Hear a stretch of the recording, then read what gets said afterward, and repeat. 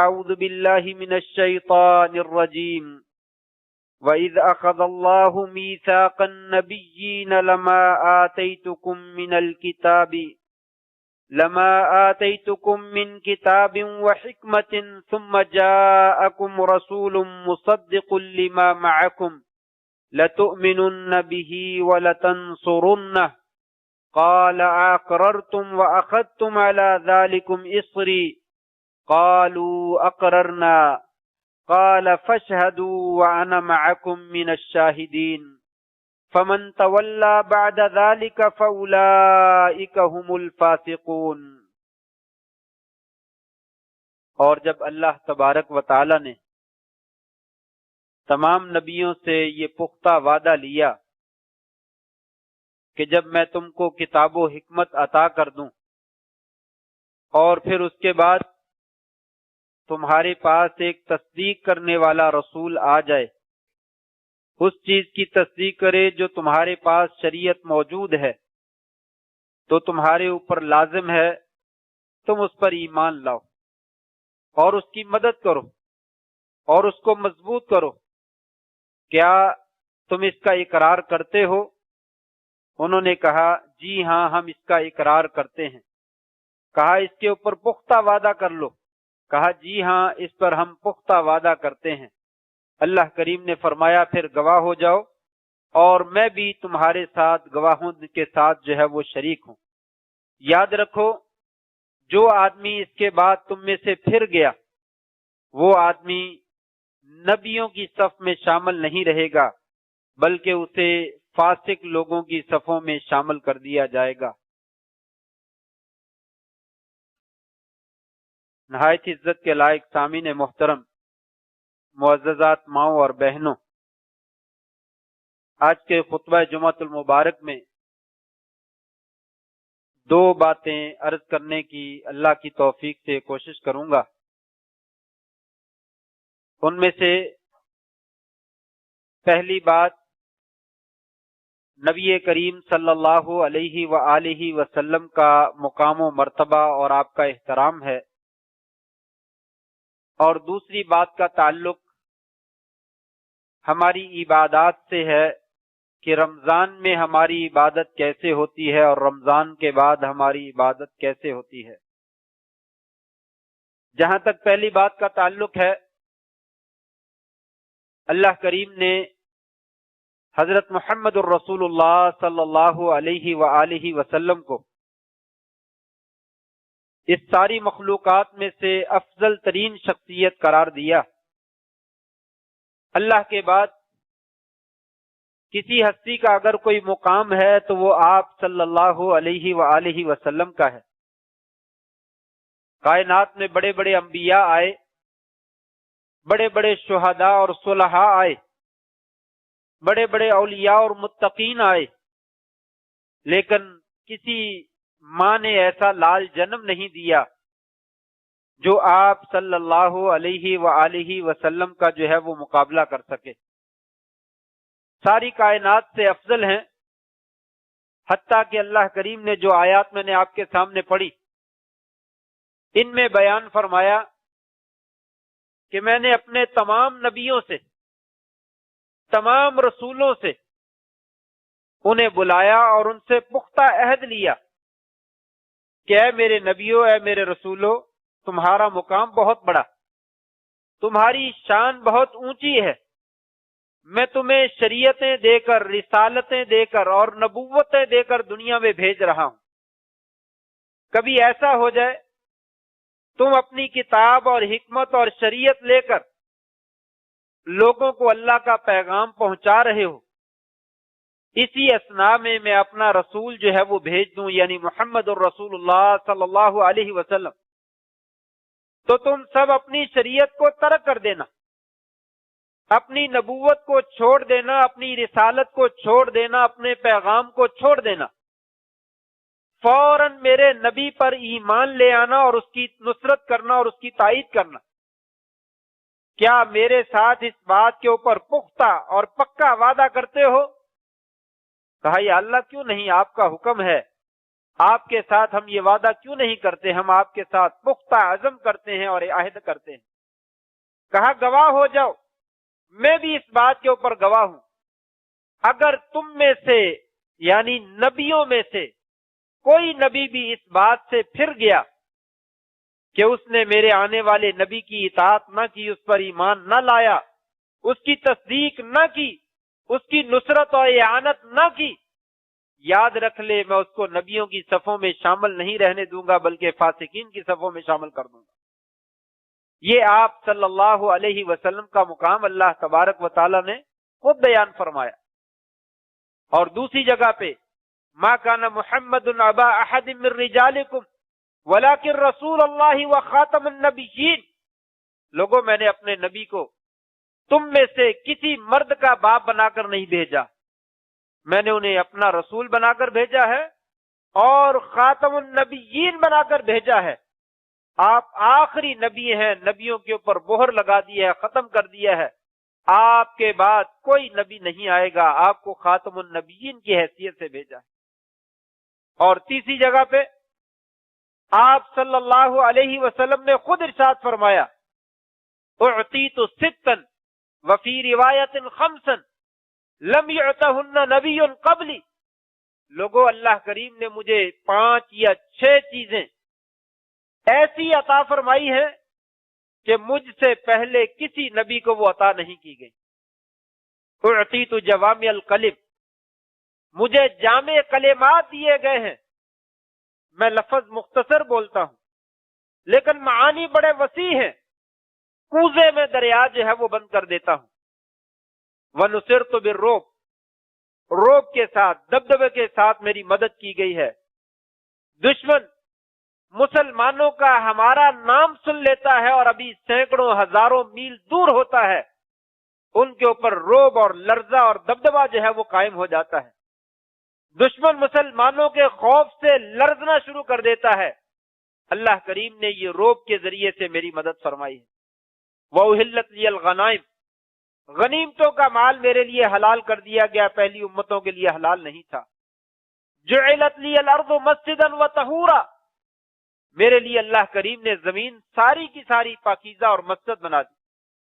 میری امت کے کسی فرد کے لیے زمین کے کسی خطے پر نماز کا ٹائم ہو جائے، مسجد موجود نہیں ہے، اسی جگہ پہ نماز پڑھ لے، اللہ تبارک و تعالیٰ اسی کو مسجد کا درجہ جو ہے وہ عطا فرما دیں گے۔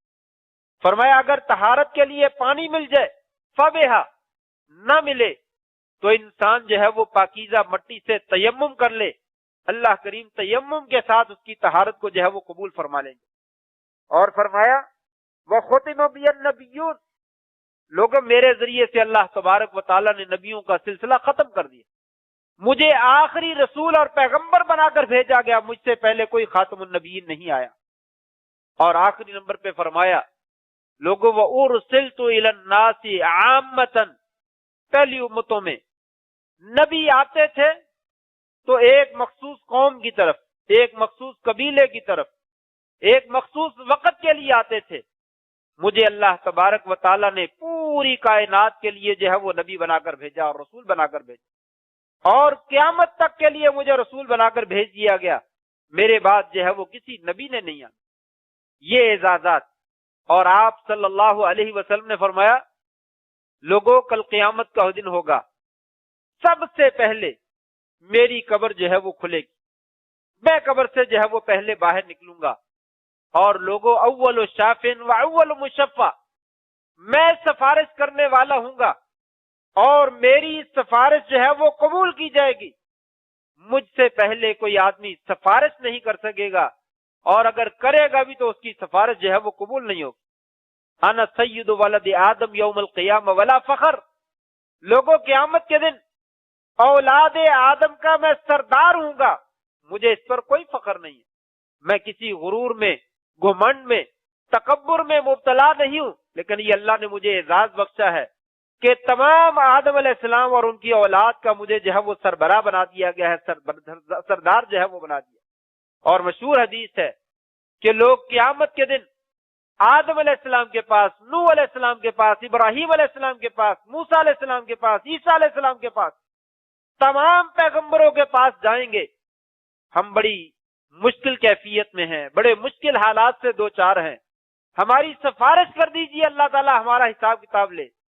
हर नबी नफ्सी नफ्सी नफ्सी का आलिम जो है वो बोलेगा कि आज मुझे अपनी जान की पड़ी है, मैं इस बात का अहल नहीं हूं कि अल्लाह के दरबार में तुम्हारी सिफारिश कर सकूं।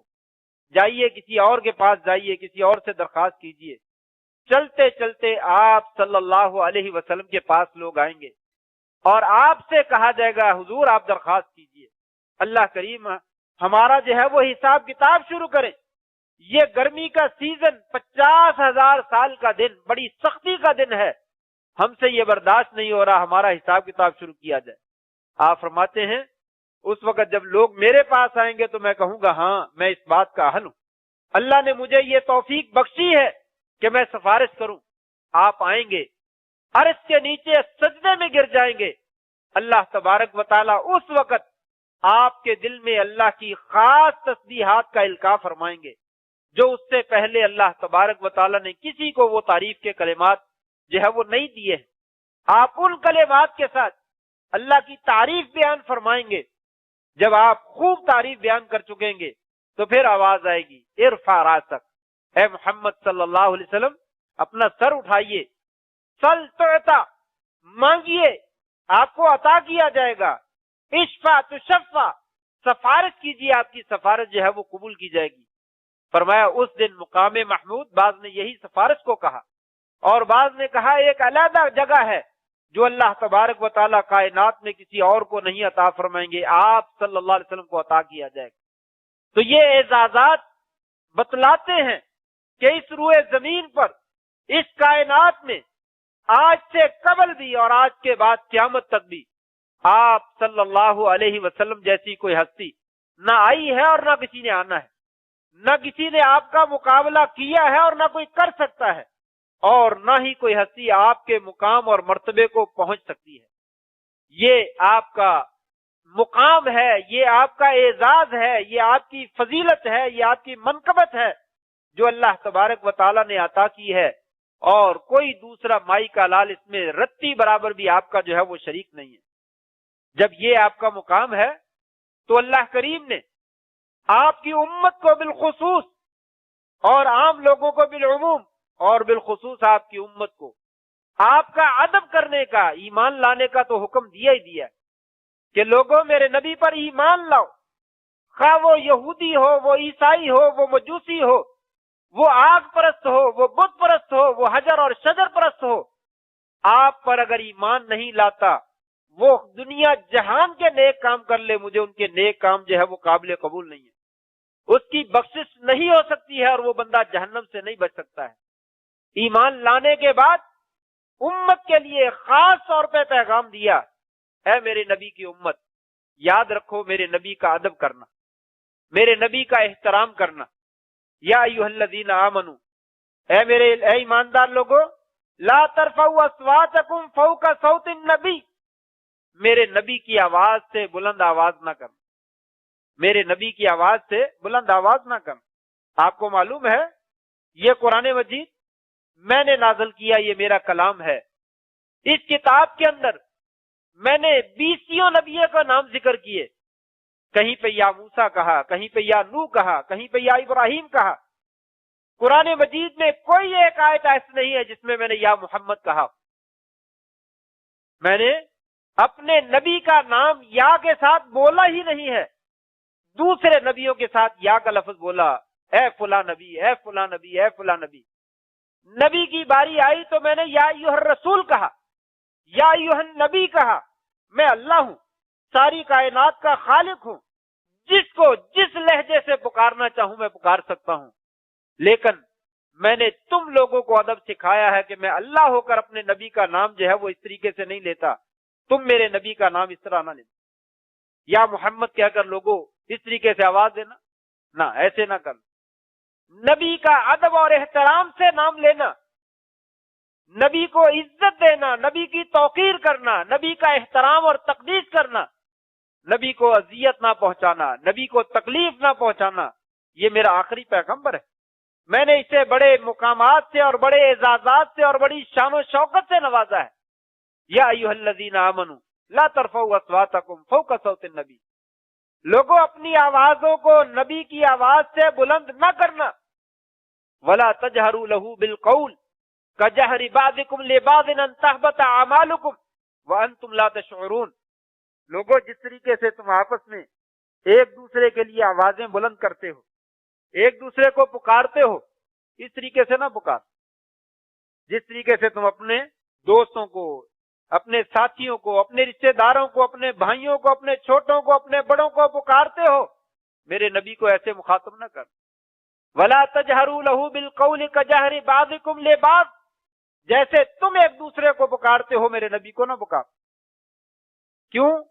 کہیں ایسا نہ ہو ان تحبط اعمالکم وانتم لا تشعرون، کہیں تمہارے عمل، تمہاری تہجدیں، تمہاری ریاضتیں اور تمہاری عبادتیں، تمہارے صدقہ و خیرات اور رزق و اذکار سارے کے سارے تباہ نہ کر دیے جائے اور تمہیں پتہ بھی نہ چلے، تمہیں معلوم بھی نہ ہو۔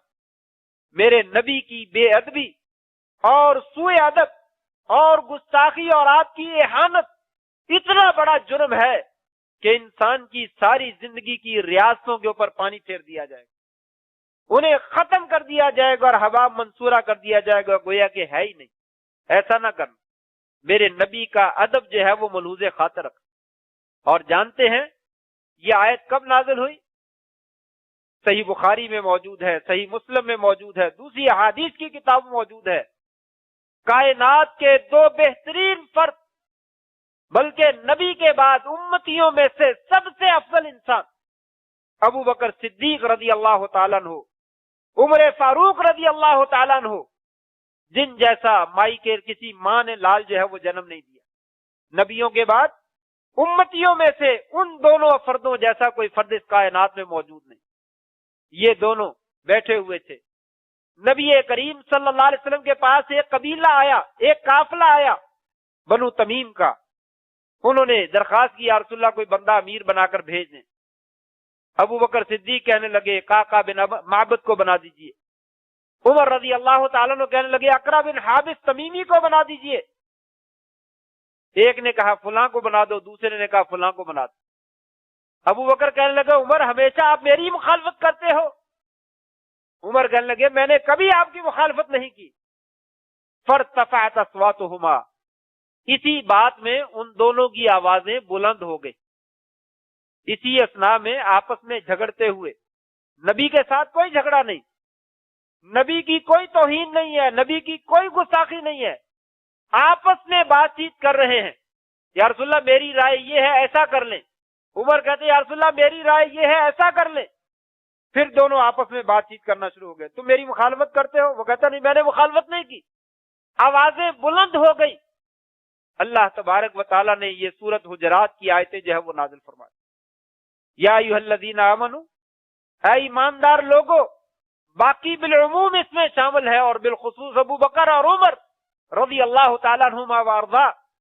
اے ابو بکر اور عمر، لا ترفعوا اصواتکم فوق صوت النبی، نبی موجود ہو تو نبی کی آواز سے بلند آواز نہ کیا۔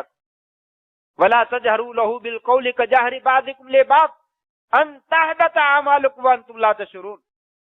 ابو بکر تو نبی پہ سب کے اوپر سب سے پہلے ایمان لایا، عمر تیرے ایمان لانے سے دین اور اسلام میں حق اور باطل میں امتیاز پیدا ہوا، دنیا کو پتہ چلا کہ اسلام کیا ہوتا ہے۔ بہت بڑی نیکی ہے، بہت بڑا مقام ہے، لیکن نبی کی گستاخی جو ہے وہ اس سے بڑی ہے، اور نبی کی گستاخی کی وجہ سے کہیں تمہارے عمل تباہ و برباد نہ ہو۔ ایسا نہ کرو، آپ کے قریب اپنی آواز کو بلند نہ کرو، تمہارے عمل کہیں تباہ و برباد نہ ہو جائیں۔ یہ ابو بکر اور عمر کا معاملہ ہے تو میرا اور آپ کا معاملہ۔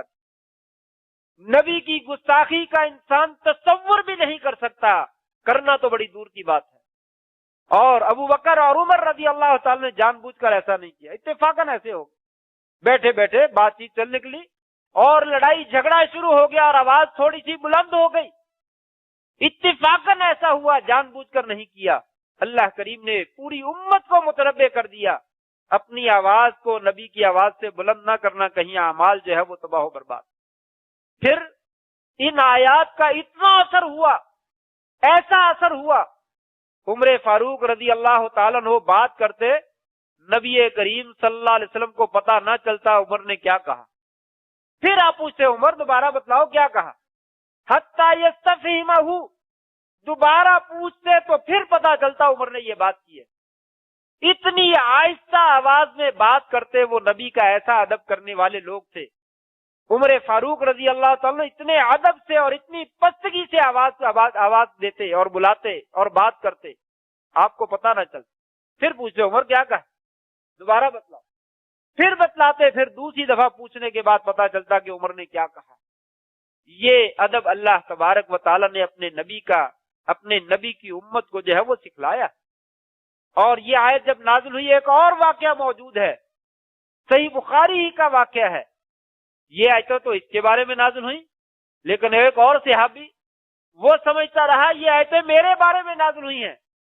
ثابت ابن قیس رضی اللہ تعالیٰ عنہ، بہت بھاری آواز تھی ان کی، خطیب تھے، بہت بڑے واعظ تھے، ان کی آواز اونچی تھی. وہ جب یہ آیتیں سنی انہوں نے، وہ اپنا جلی بسترا پکڑا اور اپنے گھر میں جا کر بیٹھ. کچھ وقت گزرا، نبی کریم صلی اللہ علیہ وسلم نے دیکھا کہ ثابت ابن قیس محفل میں نظر نہیں آتے. آپ نے صحابہ سے پوچھا کیا مسئلہ ہے، وہ بیمار ہے، وہ سفر پہ ہے، وہ مجھے مسجد میں نظر کیوں نہیں آتے؟ ایک صحابی کہنے لگے یا رسول اللہ میں آپ کو خبر دیتا ہوں. گئے، ان کے گھر میں گئے، ان سے پوچھا کیا ماجرا ہے، آپ باہر کیوں نہیں نکلتے؟ کہا ثابت ابن قیس ہلاک ہو گیا.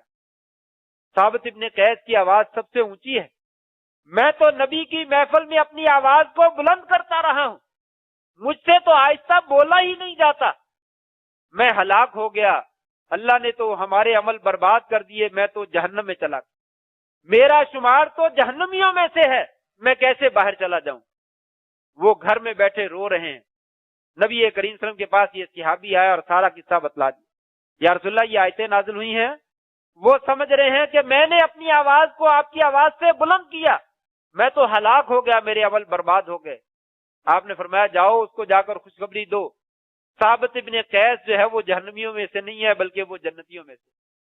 ثابت ابن قیس جو ہے وہ جہنمی نہیں ہے، وہ جنتیوں میں سے ہے، اور اسے کہیے یہ آیت تیرے بارے میں نازل نہیں.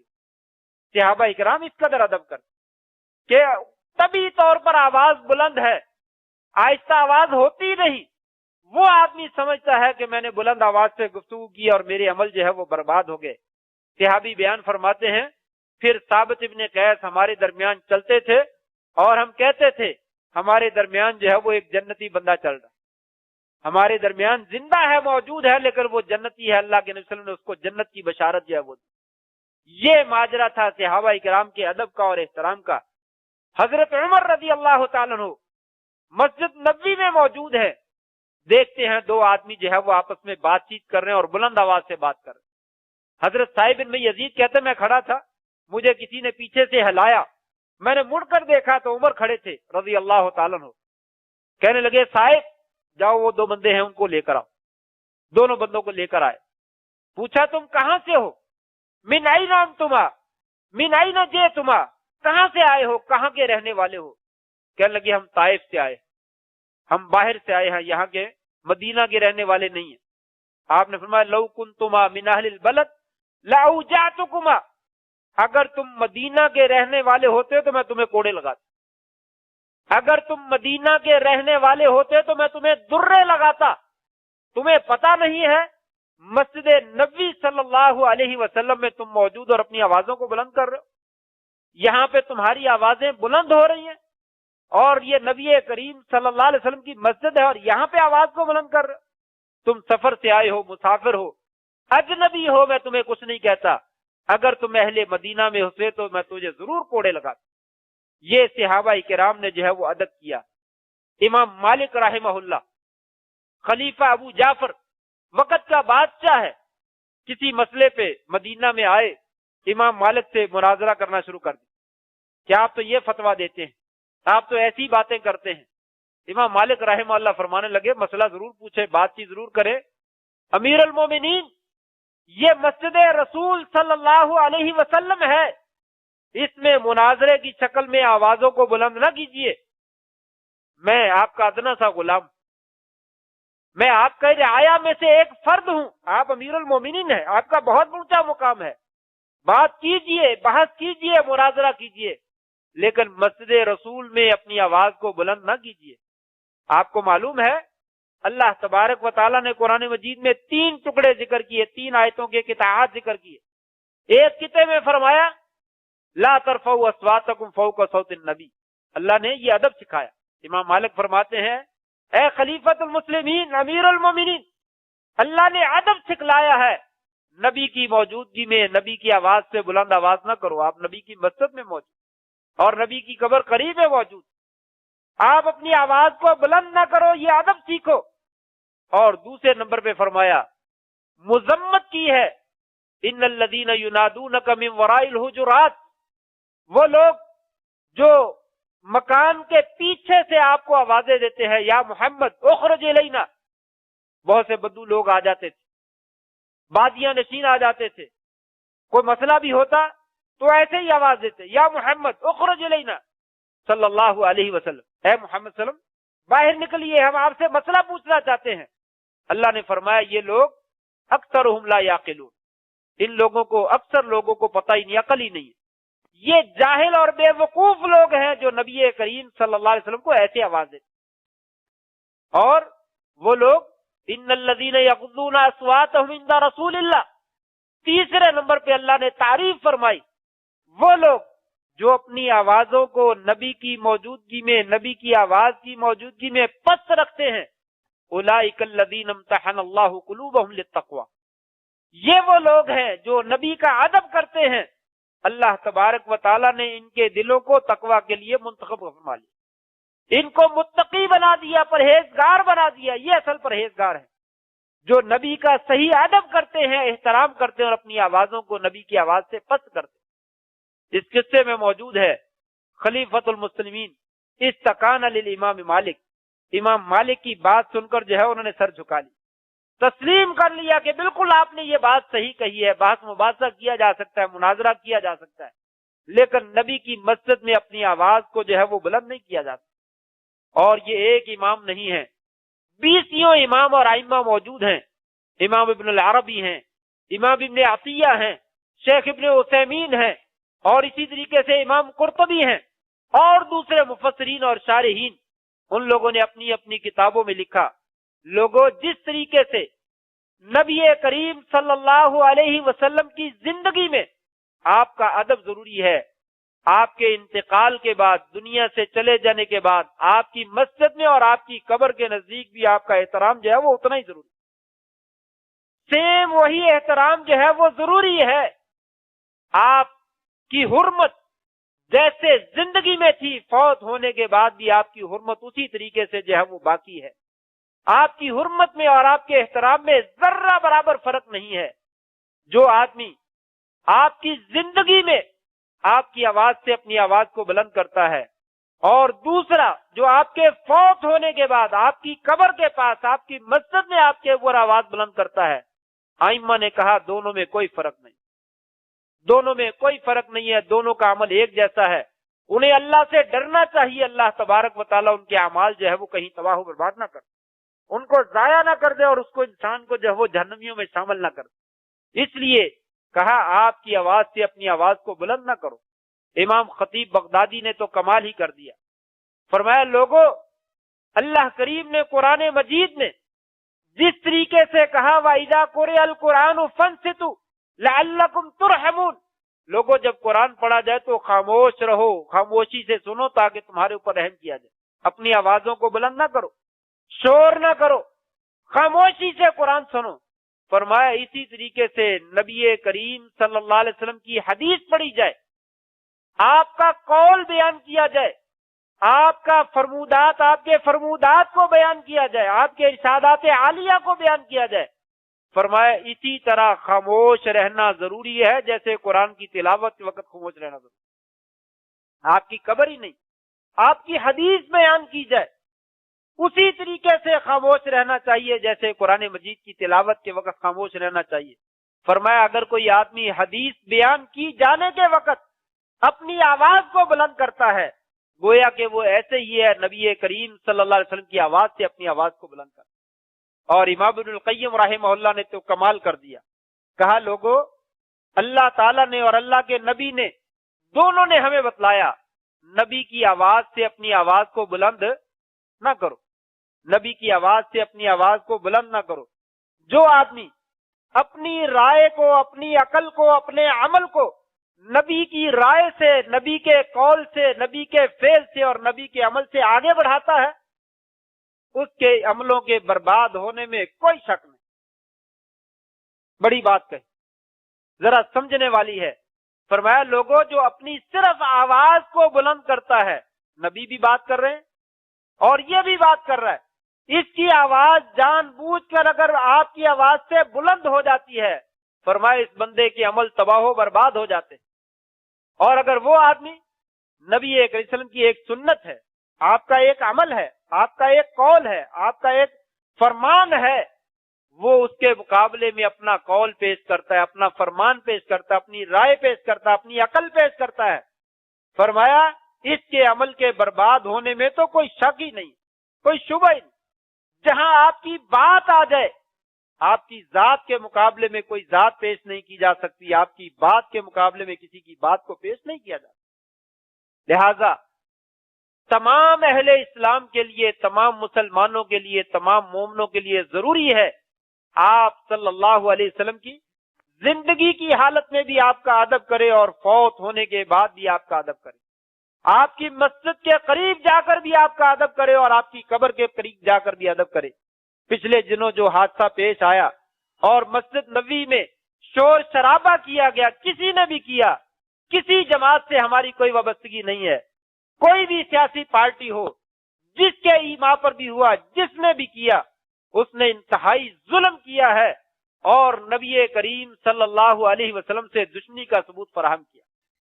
آپ صلی کی مسجد میں دنیاوی معاملے میں ہنگامہ کرنا اور شور شرابہ کرنا اور نعرے بازی کرنا، یقیناً یہ آپ کی گستاخی ہے، توہین ہے، ہم اس کی مکمل مذمت کرتے ہیں اور ایسے لوگوں سے برات کا اظہار کرتے ہیں اور ان کو درخواست پیش کرتے ہیں کہ اللہ تعالیٰ سے معافی مانگیں۔ آپ مجرم ہیں، یقیناً آپ نے بہت بڑا جرم کیا، اگر آپ معافی نہیں مانگتے تو قیامت کے دن آپ کے لیے توبہ کی گنجائش باقی نہیں رہے گی۔ اس لیے ان لوگوں سے درخواست ہے وہ اللہ کے حضور جو ہے وہ معافی کا نذرانہ پیش کرے اور معافی مانگے اور نبی کریم صلی اللہ علیہ وسلم کے ساتھ ادب کا معاملہ کرے اور گستاخی سے جب وہ اپنے آپ کو محفوظ رکھے۔ یہ آج کی میری پہلی بات تھی جو پچھلے دنوں ثانیہ ہوا ہے، اس کے اوپر انتہائی افسوس ہے اور انتہائی دکھ ہے کہ ایک مسلمان ہونے کے ناحیے سے، اہل پاکستان ہونے کے ناحیے سے بات جو ہے وہ اتنی دور تک چلی جاتی ہے کہ انسان کو مسجد نبوی کا بھی پاس نہیں ہے، آپ صلی اللہ علیہ وسلم کی قبر کا بھی پاس نہیں ہے، اور وہاں پہ جا کر جو ہے وہ دیگا مشتی کی جاتی ہے، شور شرابہ کیا جاتا ہے، لڑائی جھگڑا کیا جاتا ہے، جس کا کوئی مقصد ہی نہیں وہاں پہ کرنے کا۔ تو یہ انتہائی بڑا گھنونا اور خطرناک جرم ہے۔ ہم اس سے مطلبے کرتے ہیں کہ اپنی زندگی کو اور اپنی آخرت کو برباد نہ کیجیے، اللہ کے حضور توبہ کیجیے اور معافی مانگیے۔ یہ عمل جو ہے وہ ناقابل معافی جرم ہے، جب تک اس سے توبہ نہ کر لی جائے تب تک اللہ تبارک و تعالیٰ کے ہاں اس کی معافی نہیں ہو سکتی۔ ان تحبط اعمالکم وانتم لا تشعرون، تمہیں پتہ بھی نہیں چلے گا اللہ تبارک و تعالیٰ تمہارے سارے کے سارے عمل جو ہے وہ تباہ و برباد کر۔ دوسری بات جو ذرا عرض کرنا چاہتا تھا، وقت جو ہے وہ بیت گیا، بھائی جو ہے وہ تشریف لائے ہیں۔ میں نے خطبہ عید الفطر میں بھی ذکر کیا تھا کہ رمضان کا رب بھی وہی ہے جو شوال کا رب، رمضان میں بھی ایک ہی رب ہے اور شوال میں بھی ایک ہی رب، 12 مہینے ہمارا ایک ہی پروردگار ہے۔ اس رب نے نماز پڑھنے کا اور جمعہ پڑھنے کا صرف رمضان میں حکم نہیں دیا بلکہ تمام مہینوں میں حکم دیا۔ یا ایھا الذین آمنوا اذا نودی للصلاۃ من یوم الجمعہ فاسعوا، جمعے کی اذان کے لیے، جمعے کے لیے بلا لیا جائے، بھاگو دوڑو جلدی آ جاؤ۔ یہ رمضان کا حکم ہے، کسی آیت میں موجود نہیں رمضان میں آؤ، سب میں رمضان میں ہو غیر رمضان میں ہو کسی مہینے میں ہو جلدی آ جاؤ۔ عجیب بات ہے، رمضان میں ماشاءاللہ یہ ساری مسجد جو تھی وہ پہلی اذان کے وقت بھری ہوئی تھی اور آج 2-3 صفحے تھی، 4 صفحے تھی، آہستہ آہستہ جو ہے وہ آنا شروع ہوئے۔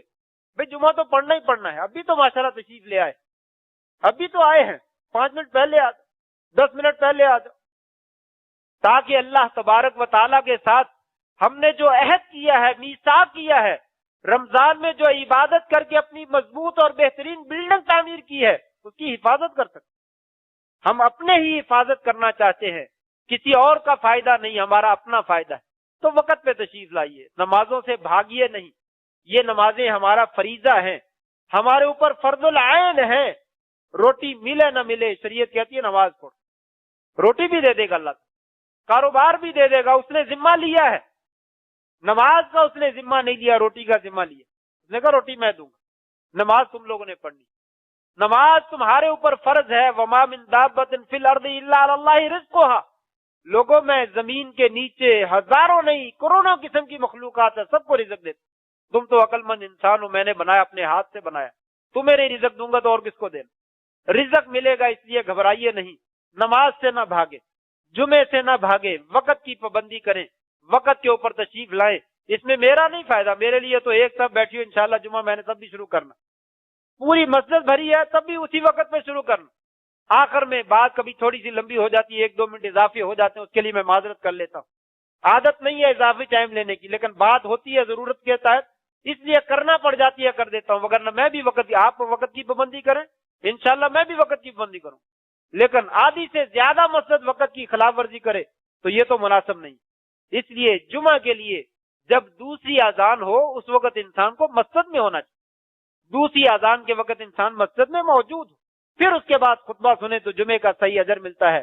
اسی طریقے سے ہمیں نمازوں کی بھی پابندی کرنی چاہیے. اللہ تبارک و تعالیٰ جو ہے وہ ہمیں نیکی کے اعمال میں بڑھ چڑھ کر جو ہے وہ حصہ لینے کی توفیق نصیب فرمائے، اور اللہ کریم ہمیں اپنے نبی کا صحیح معنوں میں ادب اور احترام کرنے کی توفیق نصیب فرمائے، اور اس پر جو ایمان لانے کا حق ہے ان پر وہ ہمیں صحیح معنوں میں اللہ تعالیٰ ایمان لانے کی توفیق نصیب فرما دے. وآخر دعوانا ان الحمد للہ رب العالمین.